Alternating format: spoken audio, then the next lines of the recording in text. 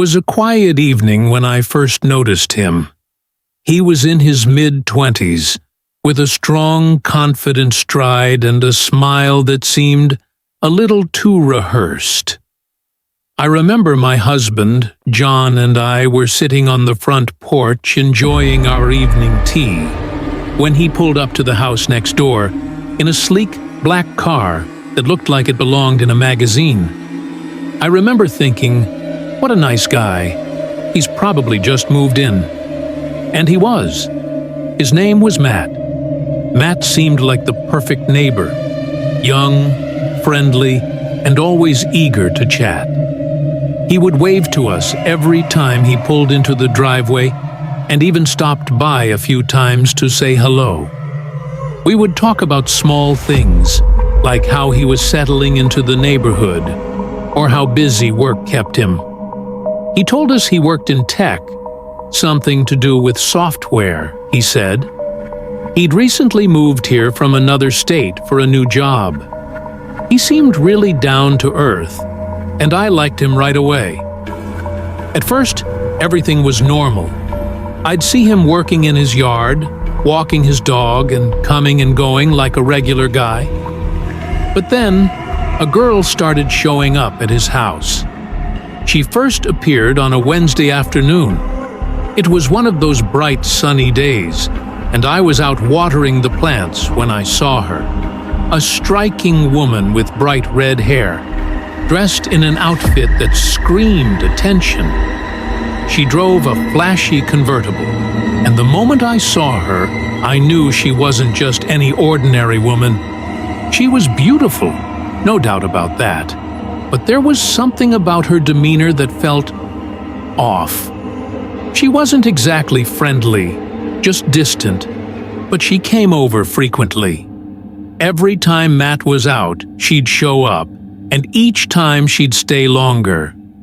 I noticed she always parked her car just outside the house, which was strange to me. But being the curious neighbor that I am, I didn't think much of it. Maybe they were just friends. Then, one evening, I saw them arguing. It was a loud, heated argument, and I could hear it clearly from my porch. I was sitting with John, and we exchanged worried glances. The girl, who I later learned was named Anna, was yelling at Matt, her words sharp and angry. I couldn't make out exactly what they were saying, but I saw Matt's expression change from calm to frustrated. He looked defeated, like he'd been through this before. After a few more minutes of shouting, Anna stormed off, slamming the car door so hard I thought it would break. I didn't know what to make of it, but it was the beginning of a pattern. Anna would show up at Matt's house whenever he wasn't around, and it wasn't just for a quick visit. She'd spend hours there, going in and out like she lived there. I asked Matt about it one day, casually, and he laughed it off. "She's just a friend from work," he said. But I wasn't convinced. There was something too personal about the way she behaved, something that made me uncomfortable. A few weeks later, something happened that changed everything. It was late, probably around 11 p.m., and I was reading in my living room when I heard a knock at the door. It was Matt, standing on my doorstep, his face pale, his eyes wide with panic. "Can I talk to you?" he asked, his voice shaky. I invited him in, and as soon as he sat down, he started speaking in rushed, fragmented sentences. I don't know what to do anymore. She's been stalking me. I think she's lost it." I didn't fully understand what he was saying at first, but then he explained everything. Anna wasn't just his friend, she was obsessed with him. She'd started showing up at his house when he wasn't home, rifling through his things, and planting tracking devices in his car and phone. It got worse when he tried to distance himself from her. I told her it was over. I didn't want this anymore, But she wouldn't take no for an answer, he said, his voice barely above a whisper. Matt told me about the nights when Anna would show up unannounced, break into his house, and take pictures of him while he was asleep. He hadn't realized it at first, but after a while things started to add up. He found hidden cameras in his bedroom, in the bathroom, places where she had no business being. It was clear she had been watching him every minute of the day. I couldn't believe it. This was happening right next door, and I had no idea. Last night, he continued, she came over with a knife. She said if I wouldn't be with her, no one else could. She wasn't going to let me go. I barely got away. I was speechless. Matt was visibly shaken, his hands trembling as he tried to steady his breath. I immediately called John, and we decided to contact the police. It took a few hours for the police to arrive, but when they did, they found Anna hiding in Matt's house, her phone filled with photos and videos of him. She was arrested on the spot. They found the tracking devices, the cameras, and all the evidence they needed to put her behind bars. In the days that followed, Matt was a mess. The police informed him that Anna had been stalking him for months, and her obsession had escalated to violence. She had been secretly living in his house for weeks without his knowledge, taking advantage of the moments when he wasn't there. It was terrifying to think about how close he had come to losing his life. Matt moved out not long after the incident. He sold the house and moved to a new city, far away from Anna and the haunting memories. I still see him every now and then. He's doing better now, living a peaceful life. But the whole thing left me shaken. You never truly know what's happening behind closed doors, even in a quiet neighborhood like mine. People like Anna exist, and they can hide behind masks, pretending to be something they're not until it's too late. I learned a valuable lesson that day. Never ignore the signs of obsession, and never underestimate the lengths people will go to when they feel like they're losing control.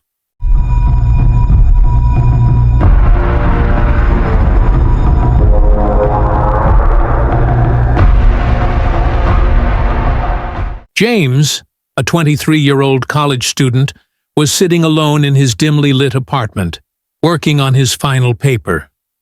The clock read 2:30 a.m. The air was thick with silence, broken only by the faint hum of the fan. The apartment, though small, was home. Yet, tonight, something felt off. He tried to shake the feeling, but couldn't ignore the unease gnawing at him. The soft knock at the door startled him. He wasn't expecting anyone. He glanced at the peephole, only to see an empty hallway.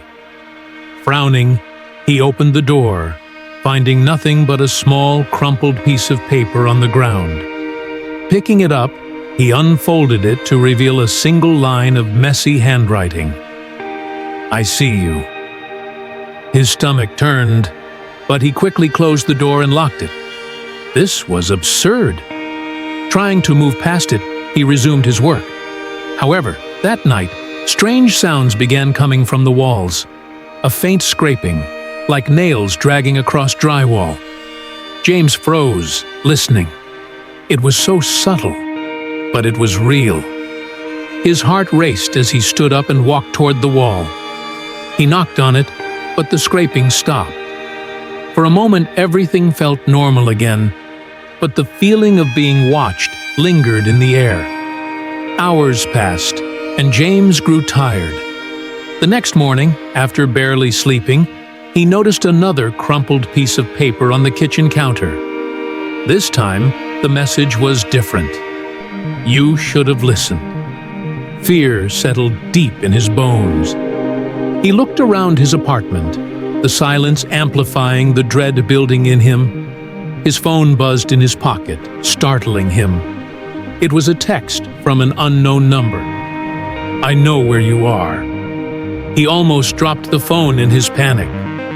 He quickly tried to call the number back, but it went straight to voicemail. A few minutes later, the phone rang again. Another unknown number. Hesitant, but driven by a growing need for answers, he answered it. "Hello?" he said. The voice on the other end was soft, raspy.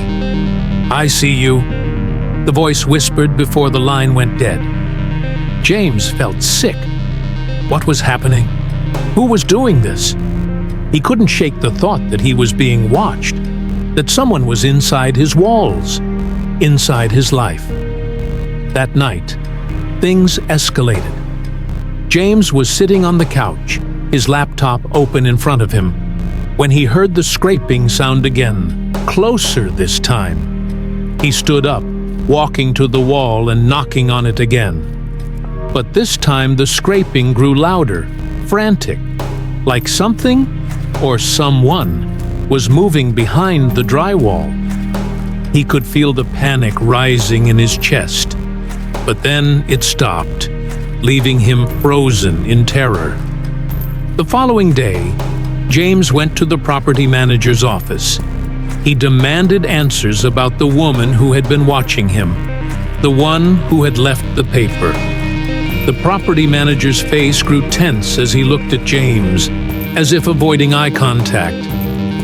"You shouldn't be asking about her," the manager said, almost whispering. James didn't care. He pressed on, desperate for answers. The manager finally confessed. She was a former tenant who had mental health issues, and instead of seeking proper care, the manager had allowed her to live in one of the unoccupied rooms. She had become obsessed with James, stalking him without anyone's knowledge. But even with the truth out, James didn't feel relieved. He only felt more afraid. That night, James heard the scraping again. It was coming from the walls, closer than before, almost as if something was creeping inside. He tried to ignore it, but the fear was suffocating. As the hours stretched on, the sounds became more frequent, more unsettling. The power flickered and went out, plunging the apartment into darkness. In the eerie silence, James heard the woman's voice, muffled but clear, from within the walls. "I see you," she whispered. James's blood ran cold. He stood up, his breath shallow, heart pounding as he turned to face the shadows behind him. That's when he heard it, a soft knock at the door. He didn't need to open it to know who it was. The woman was outside. The fear James had been living with finally culminated that night. There was no safe place, no escaping the feeling that the woman was everywhere, watching, waiting. The walls seemed to close in around him, and he realized with a chilling clarity that he wasn't alone in his own home. As the camera zoomed in on his terrified face, the sound of scraping grew louder, reverberating around the apartment. And then, there she was, her pale, gaunt face appearing in the shadows, her eyes wide and unblinking. James screamed, but no one was there to hear him.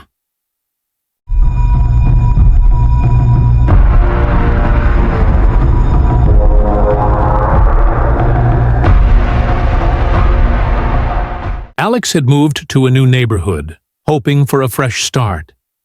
His old life, filled with chaos and painful memories, was something he wanted to leave behind. The new place was quiet, calm, and exactly what he needed. The houses were spacious, neatly kept, and everyone seemed friendly. Everything felt perfect at first glance, but there was one house that stood out. It was next door to his, and while the other houses in the neighborhood were well kept, this one seemed almost too perfect.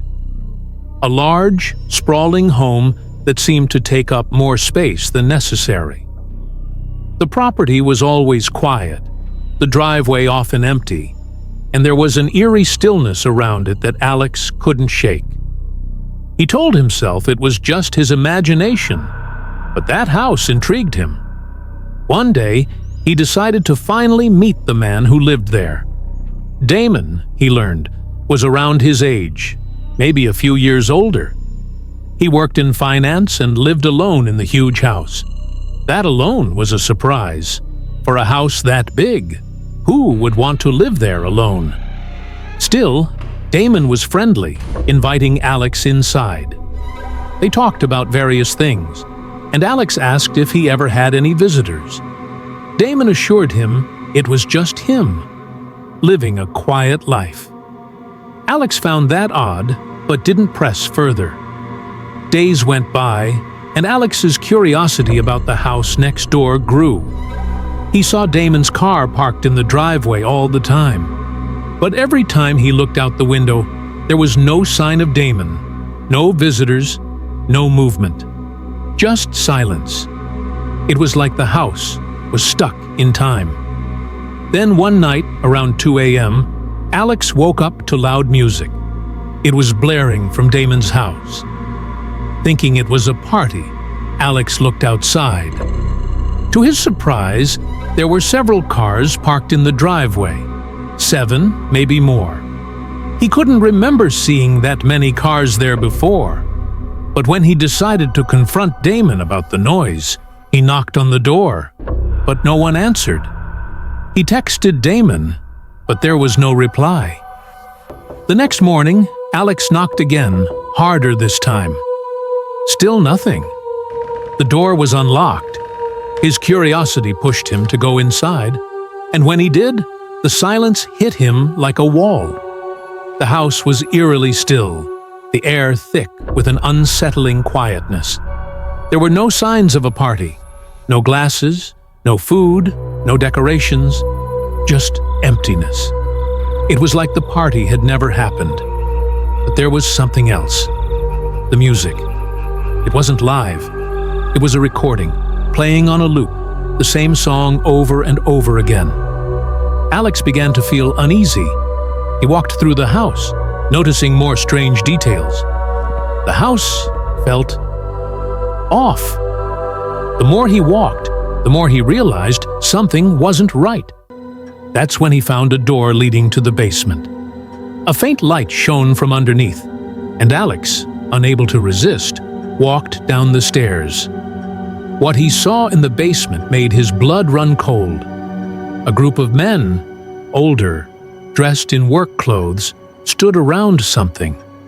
He couldn't make out what it was, but there was a strange sense of urgency in their movements. They wore goggles and gloves, and the smell of chemicals was overwhelming. It didn't feel like a regular work environment. Whatever they were doing, it felt wrong. The moment Alex realized he shouldn't be there, he tried to back away, but it was too late. The light behind him flickered, and the door slammed shut. Panic set in. He sprinted back up the stairs, pushing the door open, and ran out onto the porch, heart racing. He stayed in his own house the rest of the day, watching through his office window. Damon's house was quiet again, but this time, men flooded out of the house. They scanned the yard, the street, looking for something, someone. But Damon wasn't with them. They seemed to be searching for something. Alex couldn't tell if they were arguing or just frustrated, but he could feel the tension.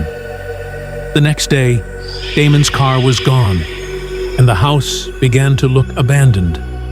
No sign of him. No one came or went. Alex asked around the neighborhood, but no one knew anything. No one had heard the noise. No one had seen Damon. It was like he had just disappeared, like nothing ever happened. But Alex couldn't shake the feeling that something wasn't right. The house was still there, waiting, quiet as ever. and Alex found himself asking questions he wasn't sure he wanted the answers to. Where had Damon gone? And what had he been hiding in that basement? As the days passed, the silence grew. Alex never saw Damon again. The house stood empty, a looming presence in the neighborhood.